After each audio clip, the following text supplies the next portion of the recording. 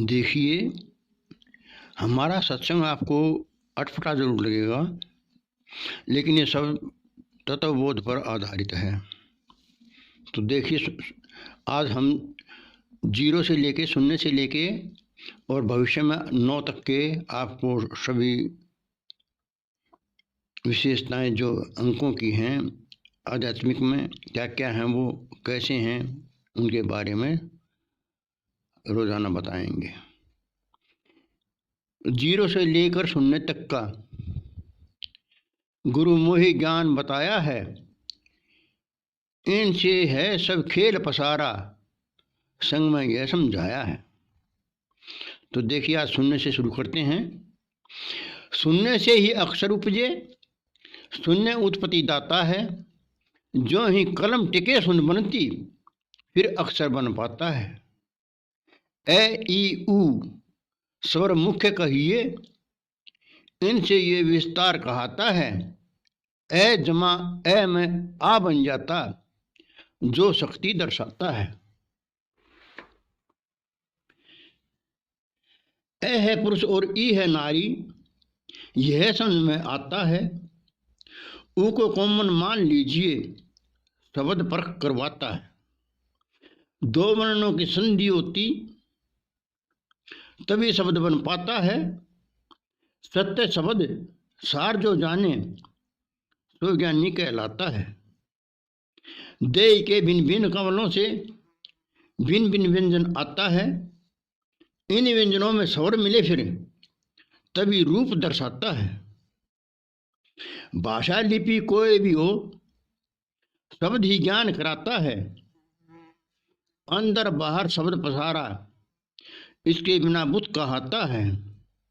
रामदास मनो शब्द व्यक्ति, जो तू सुख को चाहता है। शब्द का कोई मोल तोलना, यह अनमोल कहाता है। तो देखिए, जब हम अक्षर बनाना शुरू करते हैं, कोई भी लिखना शुरू करते हैं, तो जो ही हम पेंसिल कलम टेकते हैं, पेन टेकते हैं, तो पहले 0 बन जाती है वो 0। फिर उधर को दाएं बाएं ऊपर नीचे करेंगे तब अक्षर बनेगा। तो सबसे पहले क्या क्या किस चीज़ की उत्पत्ति हुई? 0 की। तो ये 0 जो है, ये सभी चीज़ों का उत्पत्ति दाता है। 0 का मतलब होता है अंडाकार, 0 आकाश। इसके कई माने हो जाते हैं। पोल खोल, बिंदी बिंदु।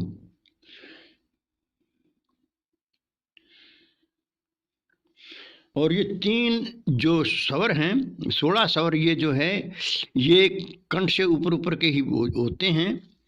और इनमें मुख्य हैं ए ई उ।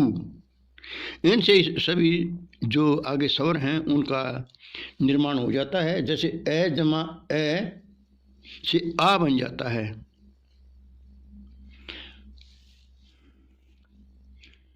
ए जमा ई ए बन जाता है। ए जमा आ बनने से शक्ति आती। फिर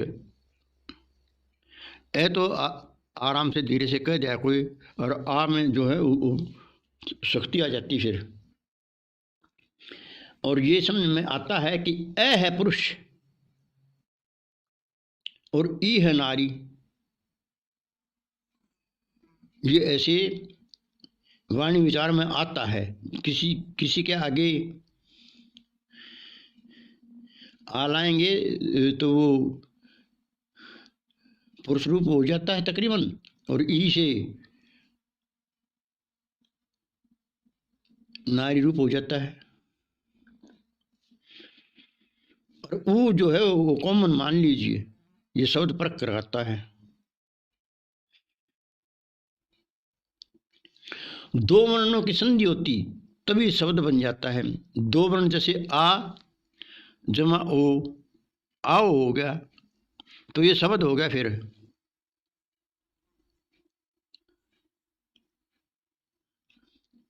शब्द 4 तरह के हैं: वर्णात्मक, धुनात्मक, सार्थक और निरार्थक।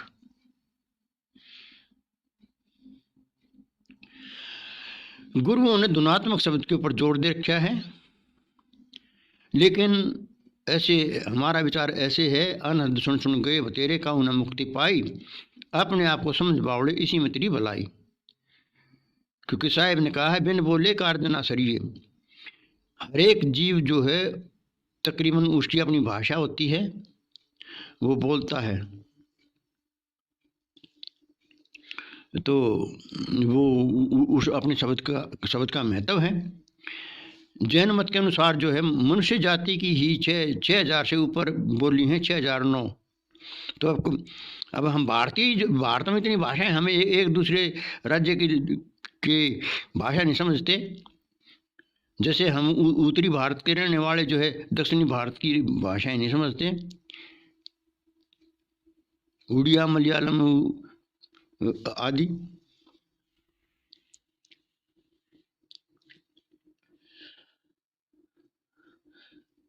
लेकिन क्या कहा, सत्य शब्द सार जो जाने सोई ज्ञानी कहलाता है। क्यों? अगर शब्द में अंतर है, शब्द में भाव, एक शब्द औषध करे, एक शब्द करे घाव, तो शब्द जो है संभल कर बोलना चाहिए। शब्द के कोई हाथ पैर नहीं है, किसे पकड़ लेंगे, एक बार जुबान से निकल गया तो बस गया, तीर कमान से और शब्द जुबान से निकल गया तो निकल गया बस। इन व्यंजनों में स्वर मिले, फिर जो हमारे देह के भिन्न भिन्न कमल हैं, जो चक्कर हमने मान रखे हैं शरीर में, उन कमलों से, उन चक्रों से जो है व्यंजन निकलते हैं। व्यंजन होते हैं कैसे स्वरूप लेके, अक्षर जय, वो सभी निकलते हैं। तभी जो है इस संसार का रूप हमें उन शब्दों से देखने में आता है। भाषा लिपि कोई भी हो, शब्द ही ज्ञान कराता है।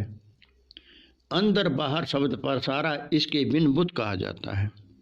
यदि इस शब्द को हम निकाल दें संसार से, तो सारा संसार बुत हो जाएगा। फिर क्या है, मूर्ति बन जाएंगी। इसलिए शब्द की विशेषता है। रामदास बनो शब्द विवेक की, जो तू सुको चाहता है। शब्द का कोई मोल तोलना, यह अनमोल का आता है। शब्द जो है अनमोल है, इसलिए जब भी बोलें फिर ये बोलें, सच बोलें। साहिब ने कहा भी है, कटु वचन मत बोल रे घट पिया बसत हैं।